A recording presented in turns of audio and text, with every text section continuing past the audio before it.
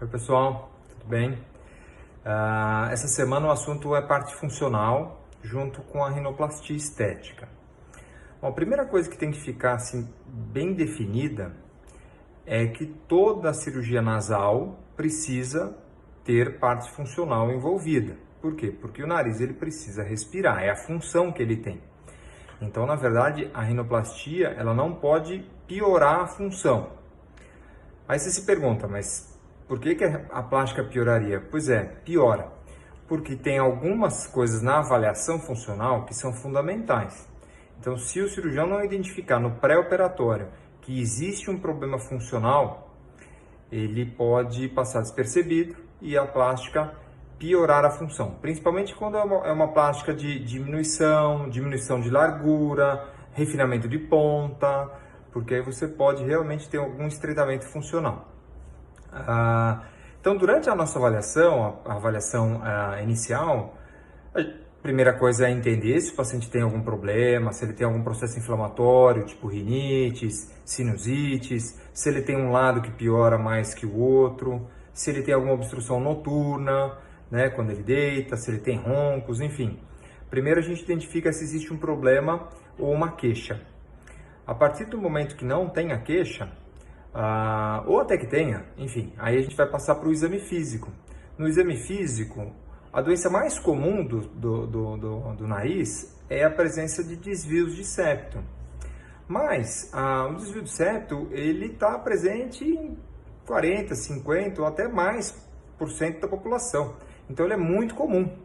Agora, tem muito desvio de septo que não causa obstrução nasal, porque ele não é o único fator obstrutivo, né?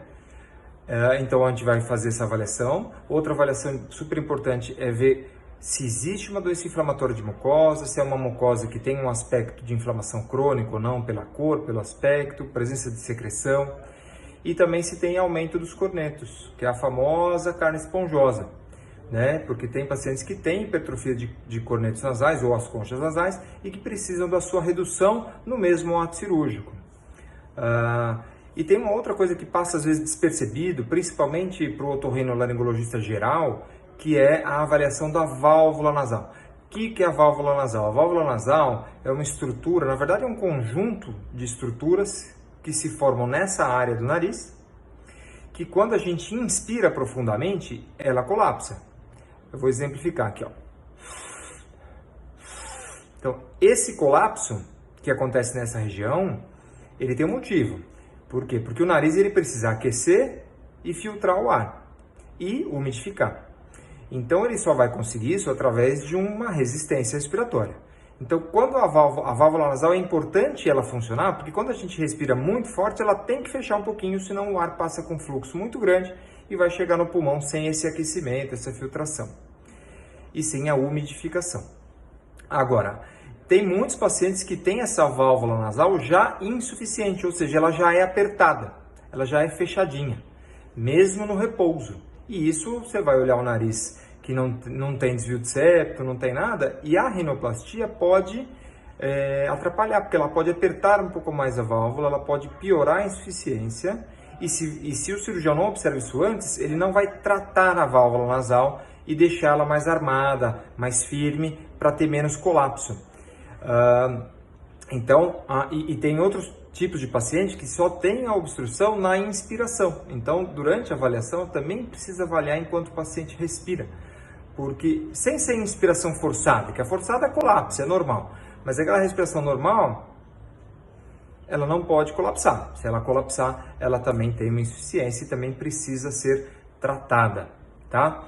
E, além disso, tem dois exames que a gente utiliza, que seriam exames complementares, que é a tomografia dos seios da face, e a tomografia ela vai avaliar a estrutura anatômica, a maxila, a espinha nasal, vai avaliar a parte óssea, o septo, se existe desvio ou não, enfim. E os cornetos, se existe uma doença de sinusite, se existe uma sinusite crônica. E a endoscopia nasal, que passa uma câmerazinha dentro do nariz para justamente complementar essa avaliação funcional.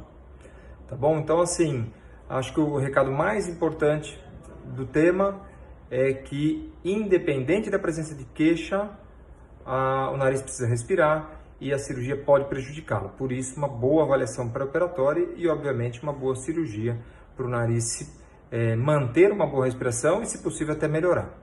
Tá bom? Então, esse é um recado aqui na semana do Dia do Otorrino e gerando um pouquinho mais aí de atenção para a parte funcional e não só para a estética. Tá bom?